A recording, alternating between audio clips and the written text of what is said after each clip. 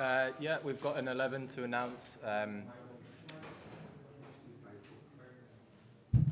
that would help, wouldn't it? Yeah, we've got an 11 to announce. Obviously, with Livy's injury, we're bringing Mark Wood into the team. Popey's going to retain the gloves, so unfortunately for Folksy, means he's missing out this game. And how is everyone? A couple of people in the camp were a bit unwell. Yeah, no, I think everyone's good. A lot better than the day before the last Test match. So yeah, hopefully we won't be having any meetings about postponing the first day like last game. And the introduction of Mark Wood, what exactly do you think he brings to the squad? Well, I think having someone in your squad who can bowl 150 kilometres an hour is obviously a massive bonus for any team around the world, and especially out here with it. Pakistan being a very hard place to come and win, I think having someone of of his calibre and what he brings with the way in which he bowls is going to be massive for us. It's going to add to our ability to take 20 wickets, I think, and then it's a bit of a different story having 3 low 80-mile-an-hour bowlers bowling with the ball than it is with Mark Wood bowling at 150. And is he fully fit? I know he's not quite fit for the last Test. Yeah, it was great to have Woody out here, still sort of getting up to speed in the last Test match, but he's fit, firing, ready to go. Yeah, first of all, welcome in. Ben, you've had a look at the pitch. What do you make of that, and how have you found the conditions just running around and training again? Pitch is dry and just seems a lot more muggier here than it was in Islamabad. I think the square is quite a big, sort of hard, dry square. So, I think, looking at that, you might see a reverse swing come into the Test match a lot earlier than what it did in Islamabad.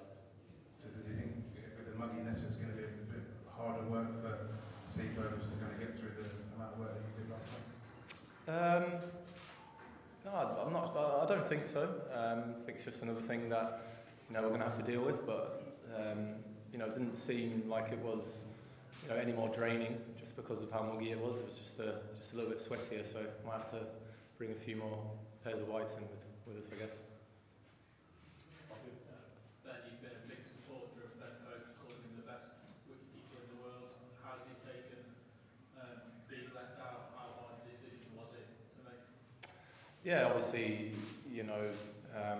the communication to Ben was that the real important thing for him to take out of this selection is that it's for this Test match.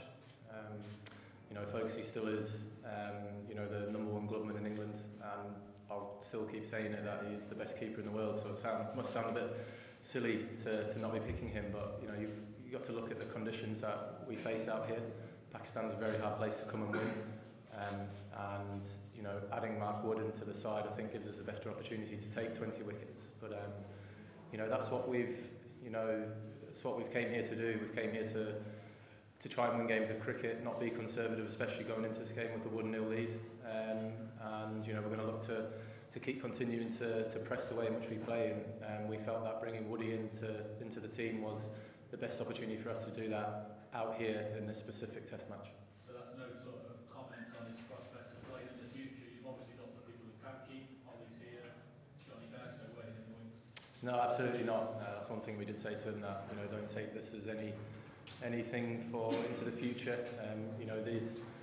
We didn't have any of this on our radar before we even started the first Test match, but obviously the illness that Folksy unfortunately had sort of allowed us to think like this. But this is definitely no sign to Ben Folkes' future going forward in the England dressing room.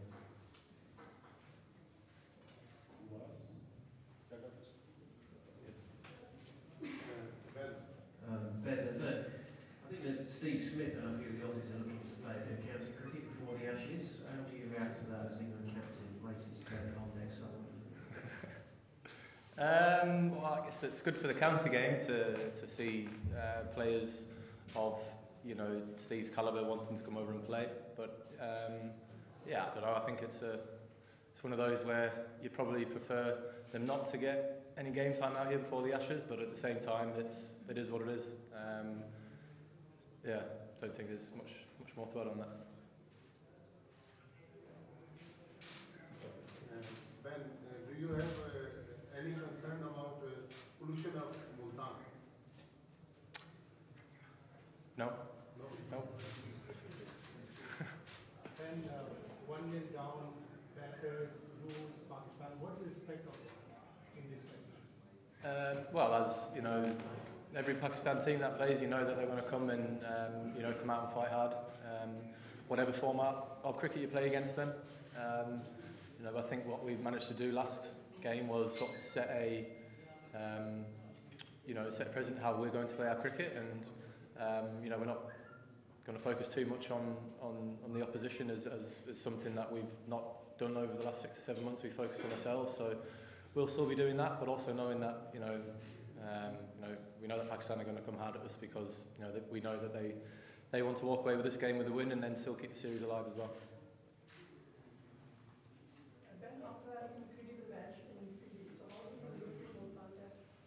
Sorry, just repeat that. So after an individual win against Pakistan in PD test, so how would you look further against Pakistan in multan? Can we just keep quiet while he's trying to ask questions? I can't hear. Thanks. Say. So how do you look in multan against Pakistan? Is there any difference in PD and now in multan? Any difference? Of what, sorry? After the great win. What do you feel about the conditions over the PD and multan? I don't think we'll really know until we sort of play a bit of cricket out there.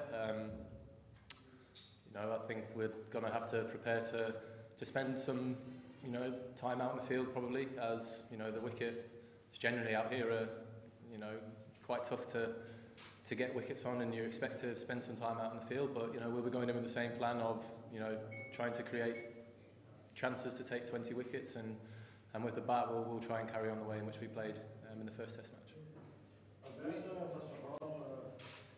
welcome at the land of mangoes. Sorry, can you start again? Welcome at the land of mangoes. And secondly is that... Sorry, can we just keep... I can't understand when everyone's making noise in the background. We warmly welcome you at the land of mangoes, at the land of sands.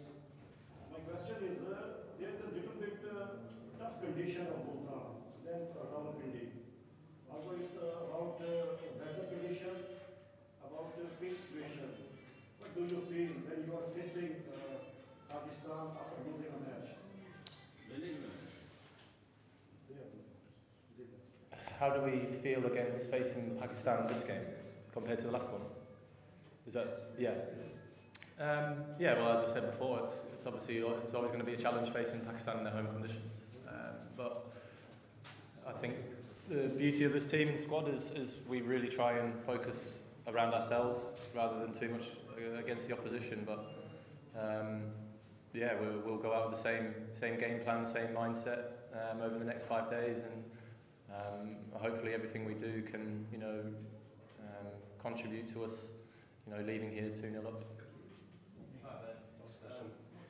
Is there, with a shortened game likely, is there a preference going back towards chasing, less time to take 20 wickets? I think it is a tough one to sort of go with, but I think with whatever we do, whether we bat or bowl first, I think we'll still be implementing the same style of cricket in which we approach. If we do bat first, we'll obviously be trying to press the run rate and then trying to move the game forward as fast as we possibly can. And on the flip side, if we do bowl first, I don't think you'll be seeing too much difference in the way that we approached last Test match with the ball. Hopefully Baba wins the toss, and I don't know. It's very difficult out here, but as it is in subcontinent, genuinely you win the toss and you do have a bat, but we'll have to wait and see. Last question, Dean. Can I just ask about Ollie Pope? Obviously did a fantastic job in the last game. He scored 100, batting at 3 in the first innings. Will he still bat at 3 regardless of whether he keeps first or not? And just a word on his performance and why he felt so comfortable going again. Yeah, I think it's something that even in the back of our minds in the last Test match was obviously speaking to Popey with how he felt, you know, keeping and batting 3. And then, you know, similar, just had a quick word with Ducky that, you know, very unlikely, but if circumstances mean that, you know, Popey's a bit tired, or, you know, he could take the gloves, albeit very unlikely. But, you know, the performance that Popey put in, you know, last week as an individual, I thought was outstanding. You know, to stand behind the stumps for the amount of period of time he did after scoring 100, and then standing in the field, going back out and batting again. You know, it was especially for someone who's not used to doing that role. Number 3 is a very, you know, crucial position out here, and you know, he took it in his stride, and really enjoyed his time behind the stumps. And you're right, I thought he did a fantastic job for someone who's, you know, obviously a part-time keeper. So it's great that, you know, we're able to have different options. But, you know, as I said at the very start of the presser, that the team that we've picked for this Test match, you know, won't have too many bearings going forward, you know, into the next game or even into the summer. You know, because obviously, you know, Folksy is our government, and I can't stress that enough, that, you know, the selection doesn't mean anything for the future for us. Thanks very much, everyone. Thank you.